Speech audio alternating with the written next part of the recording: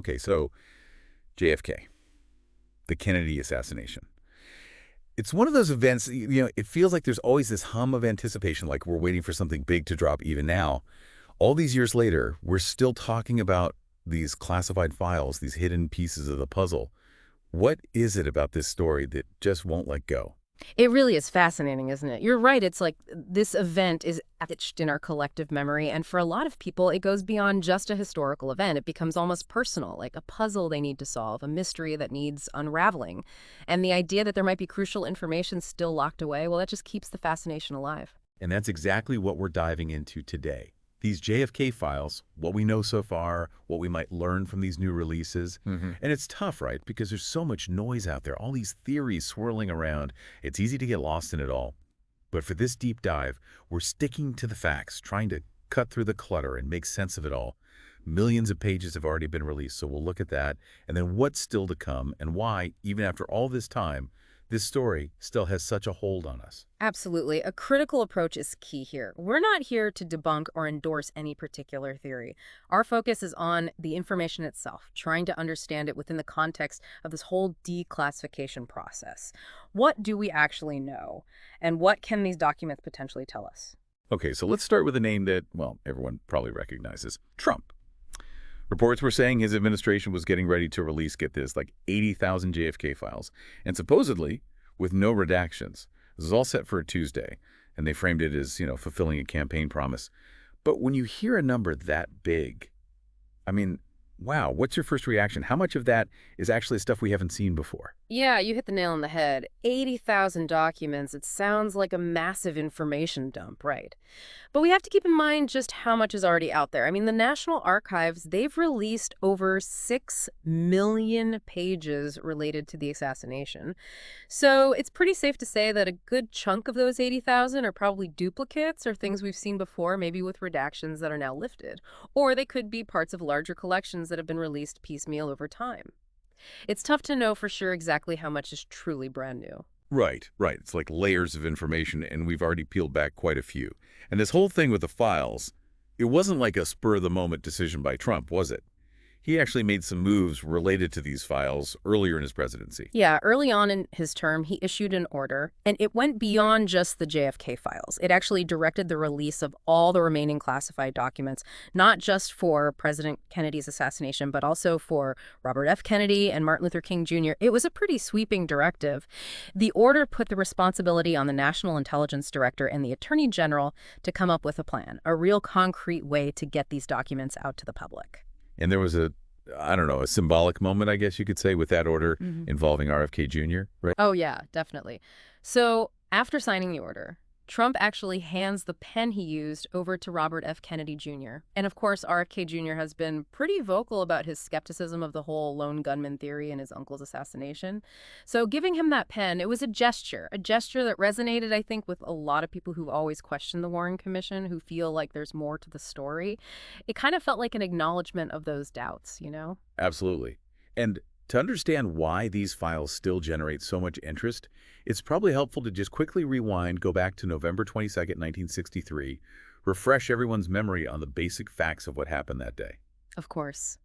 President Kennedy, along with First Lady Jacqueline Kennedy, arrived in Dallas. It was a political trip, part of a larger effort to shore up support within the Democratic Party. The motorcade was making its way through downtown Dallas, and as they passed the Texas School Book Depository, shots rang out. It was a moment that shocked the nation and the world. And they arrested someone pretty quickly after that, right? Yeah, relatively quickly. Lee Harvey Oswald, who was 24 years old, working at the book depository, was arrested. Authorities determined he'd fired the shots from a sixth-floor window. But then, just a couple of days later, while being transferred between facilities, Oswald himself was shot and killed, live on TV, by Jack Ruby, a nightclub owner. Talk about an event that just threw fuel on the fire of conspiracy theories. And of course, then came the Warren Commission, the official attempt to answer all the questions. Exactly. President Johnson created the Warren Commission to get to the bottom of what happened. After a really extensive investigation, they came to the conclusion that Lee Harvey Oswald acted alone in assassinating President Kennedy. They found no evidence to support a wider conspiracy. But let's be honest, that conclusion, it didn't exactly shut down all the alternative theories that were already swirling around, did it? For a lot of people, the Warren Report raised more questions than it answered. Mm. Why do you think that is? That's a great question. I think there are a couple of things at play here. First, the circumstances surrounding the assassination were so dramatic, so unexpected. And then you have the public killing of Oswald on live TV. That just naturally leads to a sense of suspicion, right? And second, while the Warren Commission produced this huge, detailed report, some of their conclusions, like the single bullet theory, were met with skepticism right from the start. People questioned it, debated it, and that opens the door for alternative explanations, for the feeling that maybe there are details being hidden, pieces being left out. Yeah, it makes sense. So fast forward a few decades to the early 1990s. There was a push to gather all the existing information related to the assassination, wasn't there? Right. Congress passed the JFK Records Collection Act. This law basically said we need a central place for all these documents. So they created this collection at the National Archives. The idea was to make all of it public by 2017. But there was a catch. The president could still choose to withhold some documents if there were specific reasons, like national security concerns. Which brings us back to Trump. He initially said he'd release everything, but in 2017 decided against a full disclosure. Yep, that's right. As that deadline approached, President Trump decided to hold back some of the files, even though he'd previously said he'd release them all. He cited potential national security risks, which, disappointed a lot of researchers and people who were really hoping to see everything. But the process of reviewing and releasing these remaining documents, it's continued under President Biden, although some might say it's been a bit slow. So we've talked about millions of pages already being out there. What about the stuff that's still under wraps? What's the scope of what's left in the National Archives? The National Archives have done a really impressive job of making information public. Like you said, over 6 million pages of documents, photos, films, audio recordings. But estimates right now suggest there are still around 3,000 files, either whole or in part, that haven't been released. And get this, the FBI recently announced they found about 2,400 more related records that they're currently working to declassify and add to the National Archives collection. So there's potentially a lot more information waiting to be revealed. Wow, that's a lot of newly discovered records. But it sounds like there are some documents that we probably shouldn't expect to ever see. Yeah. That's likely the case. There are about 500 documents in the JFK collection that weren't subject to that 2017 release deadline we talked about earlier. These are mostly things like tax returns and other types of private financial information. The general consensus is that these are probably going to stay private. Okay, so looking back at the millions of pages that have already been released, have there been any big game-changing revelations? Anything that really shifts our understanding of what happened? Well, there hasn't been a single document that's like, here's the alternative explanation, forget everything you thought you knew. Nothing that completely overturns the Warren Commission's main findings.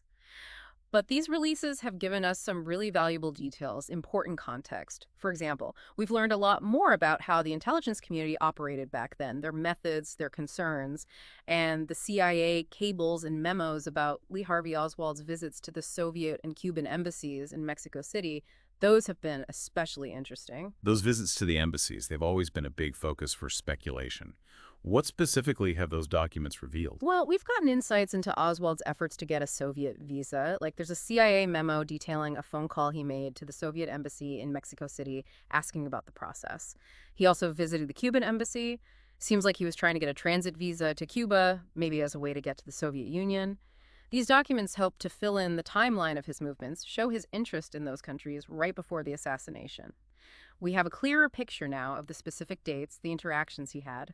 And there was something about an intercepted phone call in Mexico City that caught people's attention, right? Yeah, a memo dated the day after Kennedy's assassination reported an intercepted call in Mexico City suggesting that Oswald had been in contact with a KGB officer at the Soviet embassy back in September.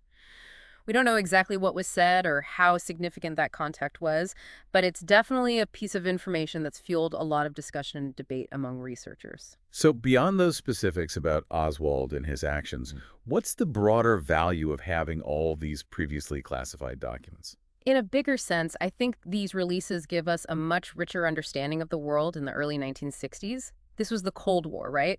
Lots of tension and distrust between the U.S. and the Soviet Union. And our relationship with Cuba was incredibly complicated after the Cuban Revolution and the Bay of Pigs invasion. These documents, they provide a backdrop for the assassination, a glimpse into the political realities and anxieties of that time. So with this new batch of files possibly coming out, What's the feeling among researchers? Are people expecting any huge bombshells, anything that'll fundamentally change how we understand what happened? You know, a lot of researchers who've been digging into these documents for years, they tend to think that it's unlikely we'll find anything truly earth-shattering in this next release. With so much already out there, the expectation is that we'll get more details, more nuance, but not a complete rewrite of the story. It's not like we're expecting some document to emerge that suddenly proves a massive conspiracy or anything like that. So more like filling in some of the gaps in the existing picture rather than painting a whole new one. Exactly. People are still incredibly fascinated by this event, so every new detail will be examined closely, of course. But a lot of the experts who've really spent time with this material, they're not expecting a single document to change everything. Okay, so where do we stand? We have this potential release of JFK files coming up, maybe around 80,000 documents. But who knows how many are actually new? We've already got over 6 million pages out there, so what's left is relatively small, around 3,000 files, plus those newly discovered FBI records. And while the previous releases have given us some really interesting insights into intelligence operations and Oswald's activities, especially in Mexico City, most folks aren't expecting any major bombshells this time around. You've summed it up perfectly, and that's the important takeaway for our listeners to have that perspective. I mean, there's already a huge amount of information available, so while the idea of uncovering some hidden truth is definitely compelling, the reality is we've already got a lot to work with. Absolutely. So while we might not find that one definitive piece of evidence that changes everything, these final releases could still give us some valuable context, more pieces of the puzzle, especially for those of you who are really invested in this event. It's a fascinating moment in history. For sure. For those who've spent a lot of time with the existing records, even a small detail can be significant. It helps us understand the complexity of it all. And that brings us to our final thought for you today. With all the information that's already been declassified and the conclusions from the official investigations, what questions are you still hoping to get answers to? And maybe even more importantly, why do you think this event, even after all this time, still has such a hold on us? It's something to really think about.